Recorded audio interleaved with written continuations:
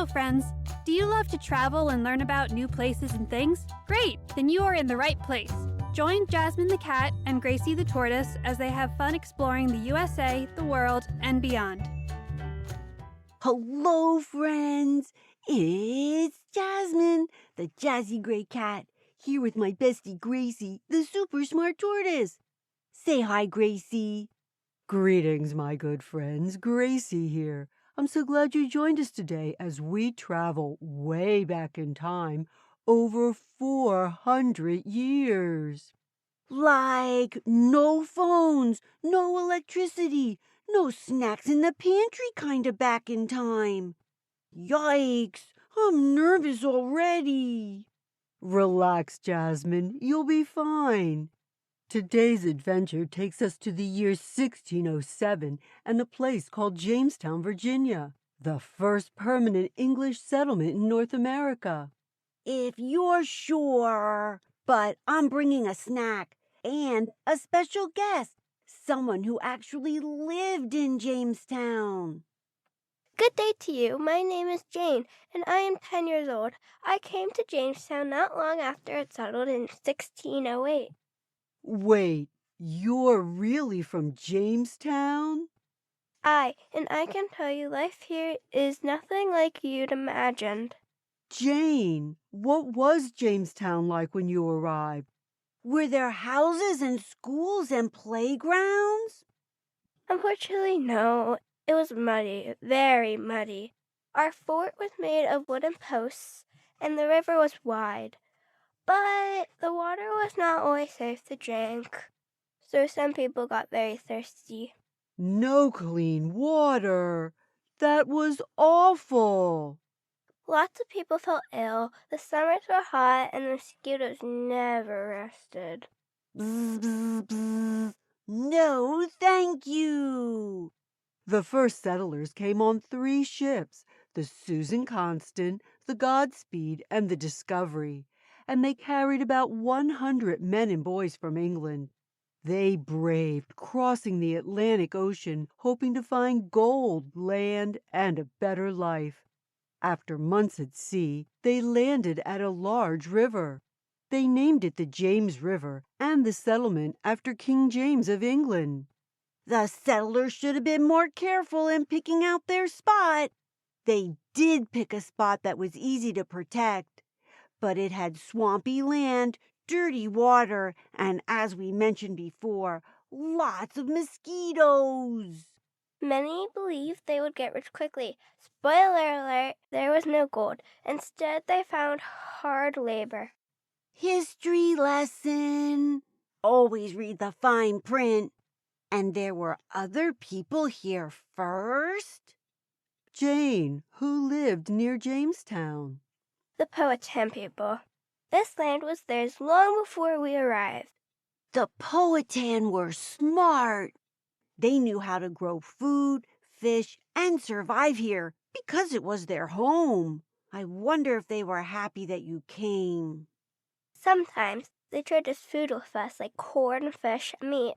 Other times there were arguments and fights. Oh no! Were any of them your friends? Pocahontas was nice. She would share food with us. Of course, Pocahontas. She was the daughter of Chief Powhatan. Pocahontas was actually her nickname. It meant playful one. Some stories say she saved the life of a settler named John Smith. She did help bring peace for a time, though stories about her have grown larger than life. I would have liked to have known her. I bet she knew lots of good games. Jane, we read about something called the starving time. Yep, I lived through it. Oh no, what was it like? It was awful. The winter of 1609 was cruel. Supplies ran out. We were trapped inside the fort. That must have been so scary. It was. I was so hungry. We ate what little we could find. Many did not survive. That's true. Only about 60 people lived through the winter. So how did Jamestown finally survive? Strong leaders came and demanded that everyone worked. And tobacco helped. John Rolfe knew how to grow a kind of tobacco the people in England liked. So Jamestown now had something to sell. Jane, what was daily life like for you? Daily life in Jamestown was hard. I got up early, I helped with farming, gathered wood, and carried water. No school? Some children learned to read, but work came first. Did you ever get to play? Sometimes we made games from sticks and stones. That was fun. I'm so glad you had time to play, but it does sound like it wasn't easy here. Jasmine, you're right. It was hard.